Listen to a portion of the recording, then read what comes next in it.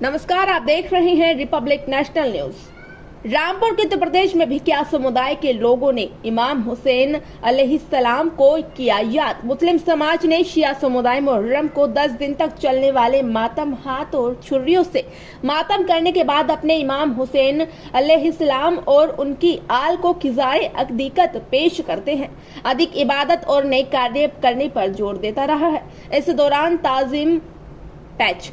ताज़िए आलम मुबारक को और जारी बनाकर और अलम निकाल देश ही नहीं दुनिया भर में मुहर्रम मनाया जा रहा है। आज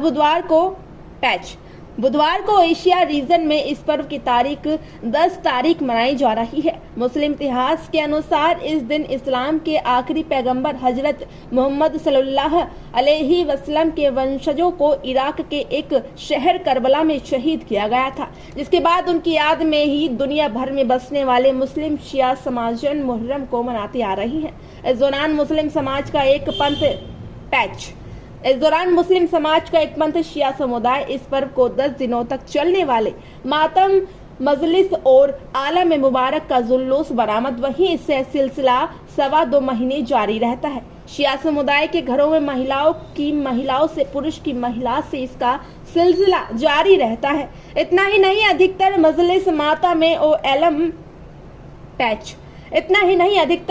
माता में और अलम मुबारक के जुलूस में खाने का भी इंतजाम होता है, क्योंकि काफी दूर दूर से लोग रामपुर में अजादारी मनाने के लिए आते हैं। बता दें कि मुस्लिम इतिहास के मुबारक करीब 1400 साल पहले जब इस्लामी सल्तनत की खिलाफत खलीफा हजरत मुआविया से उनके बेटे यजीद को मिली, उस समय उसने कई बातें आम कर दी जो इस्लामिक शरीयत कानूनों के मुताबिक हराम थी। खलीफा यजीद उन्हें हलाल बताने की कोशिश करने लगा, जिनमें शराब पीना, नशा करना और यहाँ तक कि जीना करना शामिल था। इससे नाराज मुल्क शाम के लोगों ने मदीना शरीफ में नवासे रसूल इमाम हुसैन को खत भेजे और उन्हें कूफा आने की दावत दी गई, जिस पर उन्होंने अपने चचाजात भाई मुस्लिम बिन अकील और उनके बच्चों को कूफा के हालात का जायजा लेने भेजा। जंग से पहले किया था 3 दिन तक नजरबंद। वहीं आपको बता दें कि कूफा पहुंचे मुस्लिम बिन अकील को हालात ठीक लगे तो उन्होंने इमाम हुसैन को भी कूफा बुलवा लिया, लेकिन इसी बीच अचानक खलीफा यजीद और इस सब की भनक लग गई और हालात बदल गए। उसने इन सबको गिरफ्तार करने के लिए बड़ी फौज भेज दी। तब तक पैगंबर साहब के वंशजों का काफिला मदीना से रेगिस्तान में चलते हुए करीब 1300 किलोमीटर दूर करबला के मैदान तक पहुंच चुका था। उनकी मंजिल अभी 100 किलोमीटर दूर बाकी थी, लेकिन करबला के मैदान में उस समय के यजीद की फौज और इमाम हुसैन के कुनबे का टकराव हुआ। फौज ने इनके काफिले में शामिल बच्चे, बूढ़े और औरतों की 3 दिनों के लिए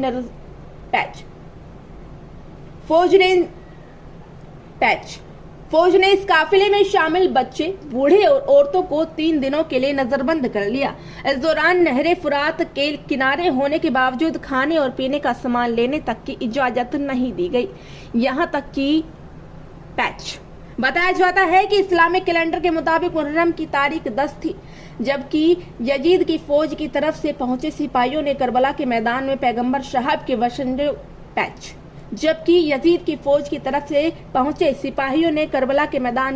साहब के वंशजों को पहले तो खलीफा की तरफ शामिल होने के लिए माल और दौलत देने का लालच दिया। जब नहीं माने तो जंग की शुरुआत कर दी। इस दौरान यजीद की फौज की तरफ से लाखों की संख्या में सिपाही मौजूद थे। वहीं पैगंबर साहब के वंशजों में उनके नवासे इमाम हुसैन तरफ से बूढ़े, बच्चे और बीमारों की तादाद मिलाकर कुल 72 की संख्या थी। मुहर्रम की इस 10 तारीख की सुबह से शुरू हुई इस जंग में दोपहर बाद एक एक कर इन सभी को शहीद कर दिया गया, जिनमें 2 साल के बच्चे भी शामिल थे।